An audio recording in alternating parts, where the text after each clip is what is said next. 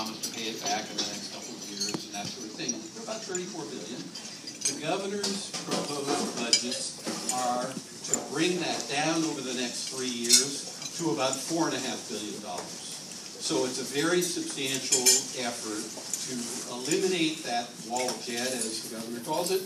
I think it's a good thing to do that. One of the consequences is our bond ratings improved. They'd already been clicked up this last year in California, and we hope there'll be future improvements in our rating because it, of course, reflects the cost of financing state and capital outlays if that rating is better.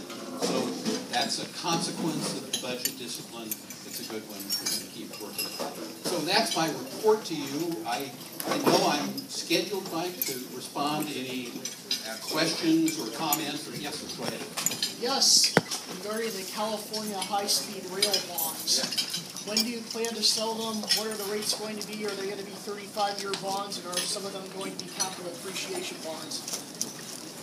Well, first of all, I was not. I think you can hear it's about high-speed rail. High-speed rail bonds are not a separate bond issue. They are part of the general obligation bonds of the state of California. So they are mixed in with the university, the local school district, the whatever state building, and so on. So it's not a unique special bond. It's part of the general debt of the state. Sort of like what you did. If you did back in April where you sold the state bonds, that's how it's going to be funded. Yes, exactly. So we go to the bond markets usually twice a year with a large general obligation bond, that is the bonds that pay for capital outlay.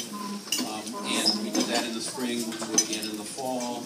We sometimes have to go for revenue anticipation notes. These are very short-term borrowings in order to meet the cash flow ups and downs in the state, and it's like 9-month borrowing. Sometimes we do that. I hope we're not going to do that in the near future, but it could be. And then there are some special purpose, University of California, other agencies that issue lease purchase bonds or public burden bonds, and we do those 2 or 3 times a year.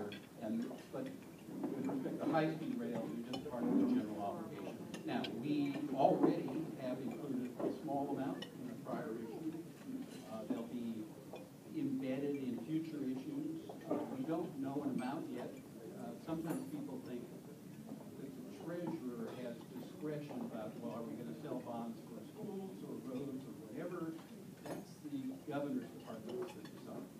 And they give me a list saying, this year we need $5 billion or whatever the number for these following things: housing, schools, highways, prisons, and then we go to issue to market with that when we think the timing is good. Once in a while there'll be a little interaction. We think that might be too high, or the amount might be larger than we want to go to market with right now, or some discussion like that. But basically it's the Department of Finance, meaning the governor, that determines what's in the various issues that we go to market with. Now, they also have to, of course, have been authorized by the voters. And so I should mention in that respect, there still is slightly over $2 billion in the K-12 bond account. That is, it's been authorized by voters. It's about $411 million that's been authorized, issued, and not spent, that are various projects that are underway for local school districts that are using those funds.